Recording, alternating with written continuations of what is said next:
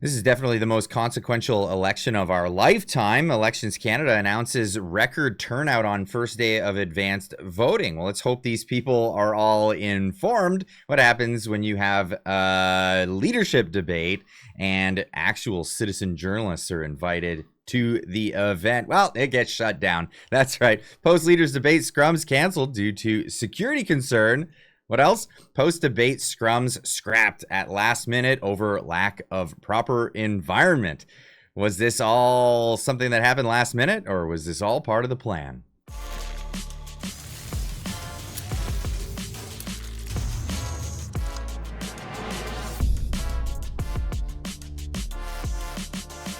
Ladies and gents, welcome back. Welcome back. It is a strange time to be alive, especially here in Canada.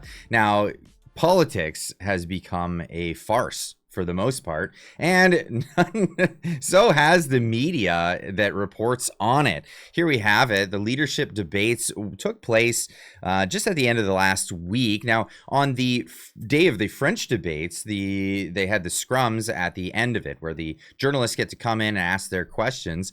And, well, some of the most hardworking journalists out there are in the independents, and they managed to get themselves at the front of the queue. And because of this, people were really upset about it. Of course, because, well, these independent journalists are asking some tough questions. Let's get into some of the questions that were asked here. Here's Key and Bexte asking Mark Carney a question. Just to follow up, if I may, your entire campaign does seem to be predicated on putting you in the front and hiding the people that stood in lockstep with Justin Trudeau for the last 10 years. You're kind of hoping that Canadians won't connect the dots, that the people standing behind you in your caucus walked in lockstep with them. Regardless of what you say right now, Stephen Guilbeault made the carbon taxes life work. The man that moved Paul Bernardo from a maximum security prison is now your chief of staff. I'm wondering how you reconcile this and how you can trust their judgment when they thought those ideas were good ideas. I'd say a couple of things to that rather odd question. First is that the candidates in this election for the Liberal Party, I mean, you go and see when I make an announcement. I don't think I've seen you at any of them, but next time you can come. And you will see a wide announcement. I don't think I've seen you at any of them, but next time you can come. And you will see a wide range of the candidates. I don't know if you heard that, but he said, why haven't I seen you at other places?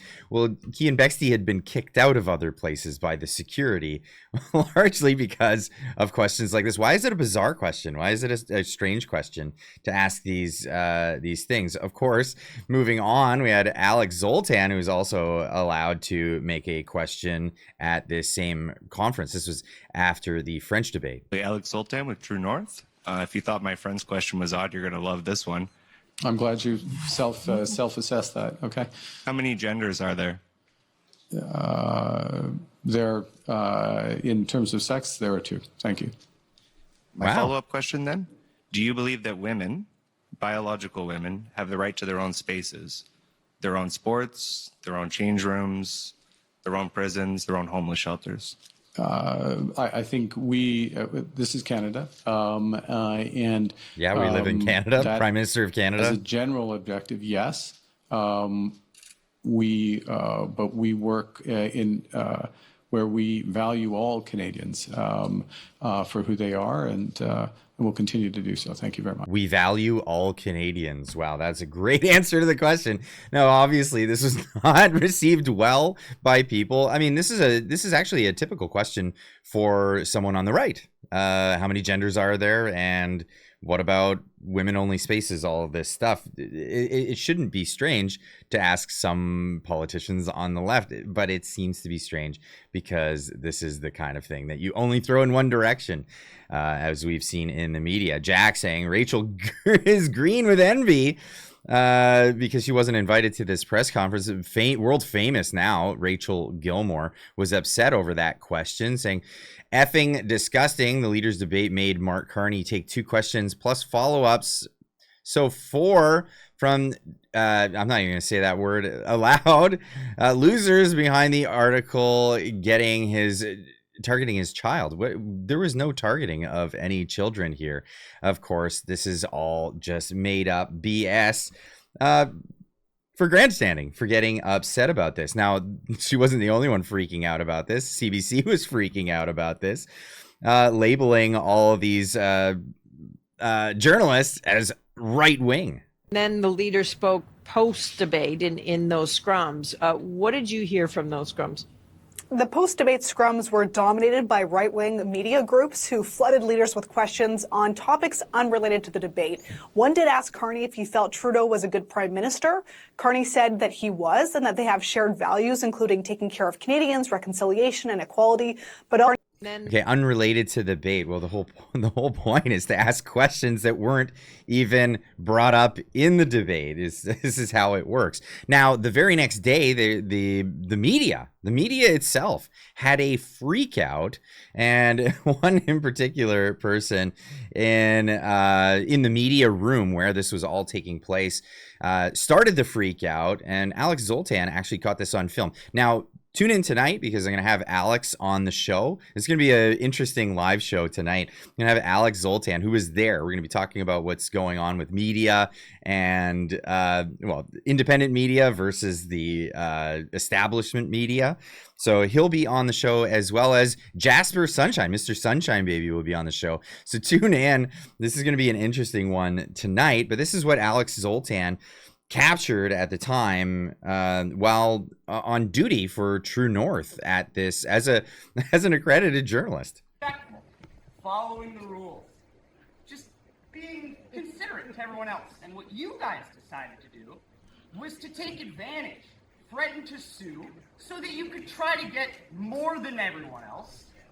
And now, nobody likes you. The CBC and Radio Canada had 4 questions and we had 4 questions. Why are you lying? We had the same number as the You CBC. guys threatened to sue, so that you could, that's why they got the 4 questions, because the commission... You're making that up. You're lying again. When did the CBC get... So, in all fairness to Rebel News, they have had to sue in the past in order to get in front of these politicians, to even have the ability to show up to these leadership debates. Now, because of this, and because the media turned Rebel News into the story, big thing broke out, and it ended up putting Rebel News' Ezra Levant at the center of attention to all of these media out there. Get back to the journalism here, but it's a pleasure to be in the center of the attention. I want to give a shout out to my fellow independent journalist, Bexte, proud alumnus of Rebel News. Ailey is not associated with us, but I admire his independence.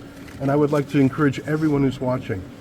You can be a journalist. If you've got a phone, you're a journalist. If you've got a Facebook page, you're a journalist. Yes, it is, Judy. In fact... But do independent journalists hire trucks and fundraise off of things like that? I don't know. You're a government journalist. Every single one of you... No. No. We're not government journalists. If you get the government subsidy, you're a government journalist. I'm not a government journalist. Who do you work for, sir? I work for the Canadian Press. I'm not Canadian Press gets massive grants from the government. No, we don't. Someone wearing a liberal... It's an administration funding. I mean, you're literally wearing a liberal lanyard. Because I follow the liberals, and you know how it works. Who are you with Radio Canada? You're owned by the government. Okay, you like to play the game now. You're just making it as a victim. What do you think about the third-party advertisers that are supporting the CBC right now? No, go ahead. No, come back. Don't run away. Why don't you answer his question? Oh, I got called out for being a shill for the Liberals. Now, this turned into more conflict that went on later on. There was a bit of a confrontation outside. I can't even show the footage because the guy takes a swipe at one of the Rebel News reporters. So this is what went down. Now, they canceled the event. Of course, I showed you the article, these articles here. The post-debate scrums scrapped at last minute over lack of the proper environment. Now, was this something that was planned? Was this something that we would expect to see? Well, let's just hear right from the horse's mouth. Here's Michel Cormier admits on Radio Canada a day before the English debate that he opposed Rebel News' right to ask questions at the debates, but after losing twice in court to Rebel back in 2019 and in 2021, they were forced to be accredited or accredit them per the court rulings. So instead of another legal battle, Cormier admitted on air that they would surely lose. They just canceled the debates under the guise of a threat. Am I understanding this clearly? Is there a legal case here? I think so. And this is an English dub, so let's listen to this. With us to explain and also to defend himself, Michel Cormier, the General Director of the Leaders' Debates Commission. Mr. Cormier, hello. So how come there were 5 journalists there? I'm using quotation marks, who represented this media last night. But because we lost 2 cases in court in 2019 and 2021, because it's important to know that we had tried to prevent rebel news from participating in these press conferences.